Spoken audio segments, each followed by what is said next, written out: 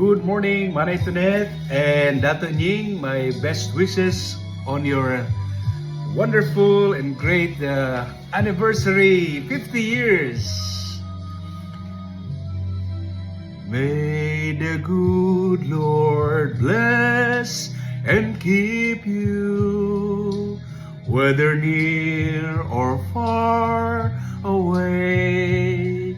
May you find that long awaited golden day today. May your troubles all be small ones, and your fortune 10 times 10. May the good Lord bless and keep you till we meet again.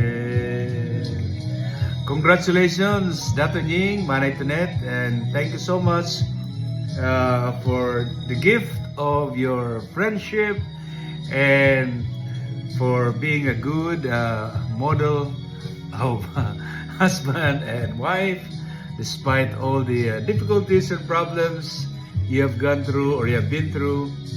Salamat sa inyong pamilya for congratulations man sa inyong mga aki nangunyan nakikisumaro sa inyong kaugmahan to asin sa mga kapinsanan, mga bisita na nangunyan, and I wish kaibanan mi kamo sa inyong celebration ngunyan.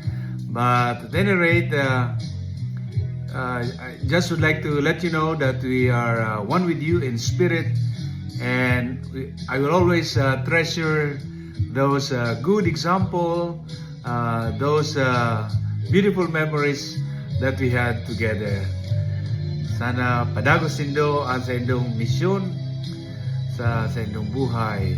Thank you, Giselle. Thank you, Michelle. I'm sorry, Myra. Yeah, Myra ka pala dyan. But you are closer to us now. And sa inyong mga pamangkin, sa kuyang mga pamangkin, hindi ko na mapapangaranan ng gabos. Si Ocean, si Sky, si Red, saka si Matua. Anyway, thank you so much and more blessings sa inyo. Wish you joy, happiness till we meet again. God bless you po.